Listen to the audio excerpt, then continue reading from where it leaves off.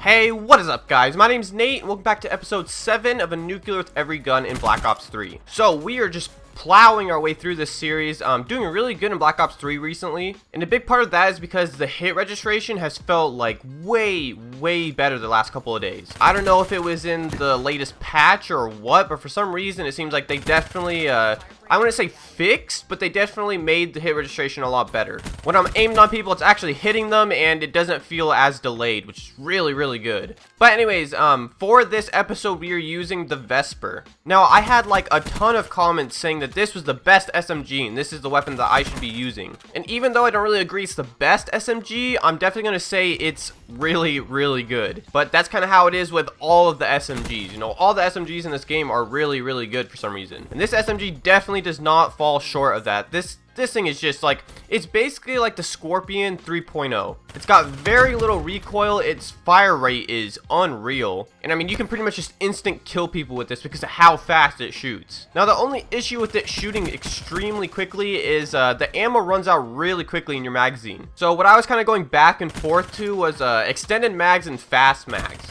And to be honest, I just think it was better to just settle with fast mags rather than extended mags, because even with extended mags, this gun's ammo runs out really quickly. Using this weapon, it just seemed really easy for me to kill a person and then instantly reload with fast mags. Which you see, I do a lot in this game, dude. I reload like crazy. There's even a few parts where I really shouldn't have reloaded. I do a couple parts where like I shoot half my clip and don't kill the guy and I reload anyways. But because of fast mag, I can reload quick enough to where I can kind of make up for it. But anyways, on your screen right now, you're going to have the class I was using. Very simple, Vesper with stock and then fast mags. And then for my perks, I'm using Sixth Sense, Fast Hands, Scavenger, Dead Silence, and Awareness. So I've pretty much settled on these perks as what I'm pretty much going to use through this entire series. They're just working the best for me getting a nuke, and I'm just gonna keep on with them. I'm having really good luck with them, so I don't know why I would change it. But for my attachments, I'm using stock, which I don't actually know if I needed to use stock on this class. A lot of the parts in this gameplay, I do ADS, but then a lot of the parts I just hit fire. Pretty much this entire game was just non-stop rushing, which is why this is actually my favorite nuclear in the full release so far. Like, I pretty much just non-stop kept on running and rushing to the other side of the map to kill them. And the funny thing is, even though this was a non-stop rushing game, I really didn't end up with that many kills.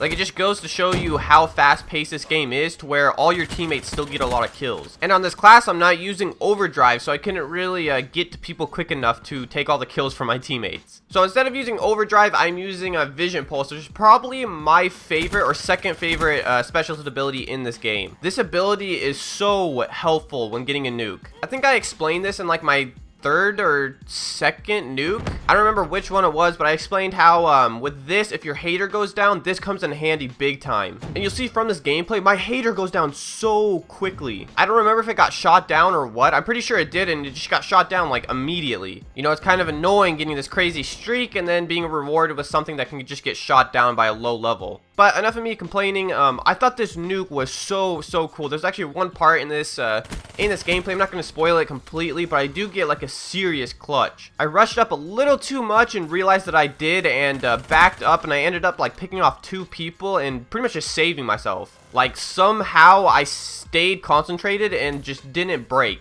I played it just like if I was one off of a nuke, which I've said in the past should be your kind of goal with every single gunfight. You should treat it just as if it's the last kill for a nuclear. Don't just give up, or don't just not try very hard. You really got to put effort into every kill if you want to get nuclears consistently. And I kind of find myself doing the exact opposite with a lot of games that I play. I tend to get really lazy and just end up, you know, not trying my hardest for kills. So just with every kill, try to outplay them. Figure out what you can do in the best possible position. Think ahead so you can outplay that player. Make it to where you might not even be able to get shot. I've said this a lot in the past. If you really want to get better at Call of Duty quickly, try to find lobbies where there's really good players and do your best to outplay them and do well against them. So for example, in Black Ops 2, I used to try to find TP all the time in lobbies because playing against him 1v1 made me a better player. and made me do a lot more quick thinking and trying to figure out what my best position is to outplay him. And in doing so, I found a lot of places where it ended up being a lot easier to outplay people, because he kind of forced me to do that, and if I didn't do it, you know, he'd just absolutely destroy me. But anyways, guys, the gameplay is about to end. I do end up going flawless, which was awesome. I'm really getting the hang of the game now, so I am getting a few flawless games, which I wasn't getting like at all in the beginning.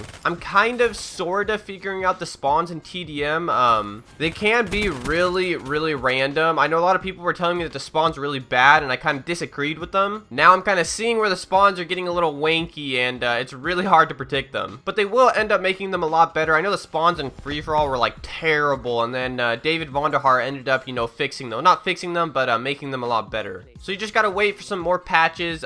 They're rolling them out like crazy. So I'm really looking forward to this game. The support has been really good for it, which is always a good thing. But anyways, guys, if you enjoyed the video, if you drop down a like, that'd be awesome.